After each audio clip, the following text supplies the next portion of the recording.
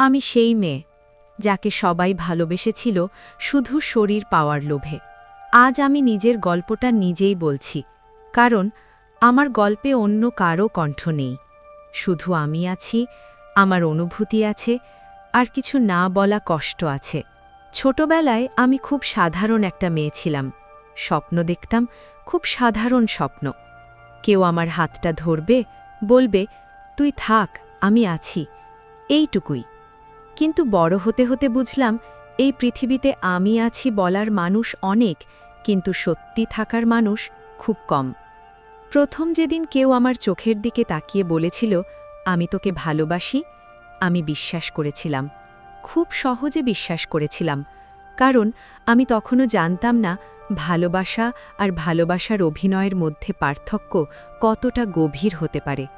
ও আমাকে সময় দিত, কথা বলতো, রাত জেগে গল্প করত। আমি ভাবতাম এটাই ভালোবাসা। কিন্তু ধীরে ধীরে বুঝলাম ওর ভালোবাসার ভেতরে একটা অদ্ভুত তাড়াহুড়ো আছে, একটা লোভ আছে, যেটা আমার মনকে নয়, আমার শরীরকে ছুঁতে চায়। প্রথমে আমি বুঝিনি, তারপর একদিন নিজেকেই প্রশ্ন করলাম, ও কি আমাকে ভালোবাসে না শুধু আমাকে পেতে চায়? উত্তরটা খুব কষ্টের ছিল। তারপর একদিন ও চলে গেল, খুব সহজে, যেন আমি কোনো মানুষ না, একটা প্রয়োজন ছিলাম। আমি ভেবেছিলাম হয়তো ও ভুল মানুষ ছিল, সবাই তো আর ভুল মানুষ হয় না। তারপর আবার কেউ এলো, আবার একই কথা, আমি তোকে ভালোবাসি। আমি আবার বিশ্বাস করলাম।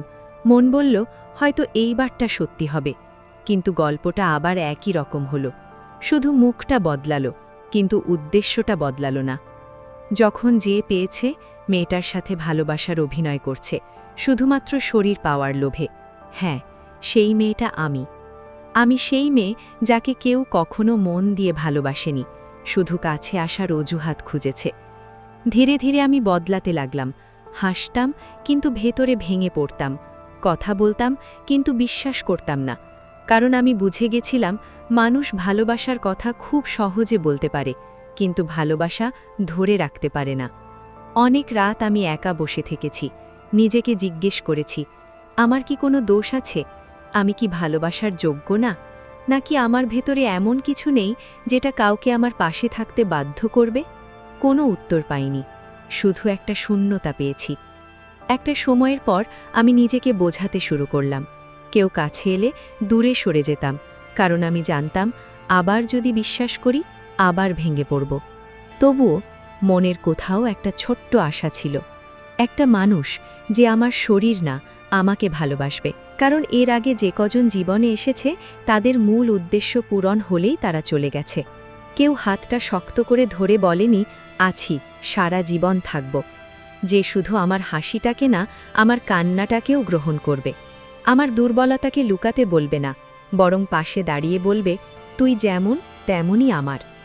কিন্তু সেই মানুষটা কখনো আসেনি। আমি আজও অপেক্ষা করি, কিন্তু আর আগের মতো না। এখন আমি জানি, সবাই আসে, কিন্তু থাকার জন্য না। কেউ আসে সময় কাটানোর জন্য, কেউ আসে নিজের একাকিত্ব ঢাকতে, কেউ আসে শরীরের ক্ষুধা মেটাতে। কিন্তু খুব কম মানুষ আসে একটা মানুষকে মানুষ হিসাবে ভালোবাসতে। আমি এখন নিজেকেই ভালোবাসতে শিখছি, ধীরে ধীরে। নিজেকে বলি, তুই যথেষ্ট, তোর মধ্যে কোনো কমতি নেই। হয়তো আমি ভুল মানুষদের বেছে নিয়েছিলাম, কিন্তু তার মানে এই না যে আমি ভালোবাসার অযোগ্য। আজ আমি কারো কাছে ভালোবাসা চাই না, কারণ আমি জানি ভালোবাসা চেয়ে পাওয়া যায় না। যে ভালোবাসবে সে নিজে থেকেই থাকবে। আর যদি কেউ না থাকে, তাহলেও আমি আছি, নিজে নিজের পাশে আছি। আমি সেই মেয়ে যে অনেকবার ভেঙেছে, অনেকবার কেঁদেছে, অনেকবার বিশ্বাস হারিয়েছে। আর এখন আমি শিখে গেছি, ভালোবাসা না পেলেও মানুষ বাঁচে, কিন্তু নিজের সম্মান হারিয়ে বাঁচা যায় না। আমি আজ আর কারো অভিনয়ে বিশ্বাস করি না, কারণ আমি জানি সত্যিকারের ভালোবাসা কখনো প্রমাণ দিতে হয় না, কখনো তাড়াহুড়ো করে না, কখনো শরীর দিয়ে শুরু হয় না, সেটা শুরু হয় মন দিয়ে। আর যদি কখনো কোনো দিন কেউ আমার জীবনে আসে যে আমাকে সত্যি ভালোবাসবে, আমি তাকে বলবো না, তুই আমাকে ছেড়ে যাস না। আমি শুধু বলবো, থাকতে পারলে থাক, কারণ আমি আর কাউকে ধরে রাখতে চাই না। আমি সেই মেয়ে যে এখনও বিশ্বাস করতে চায় ভালোবাসা আছে। পৃথিবীতে সব মানুষ স্বার্থপর আর লোভী হতে পারে না।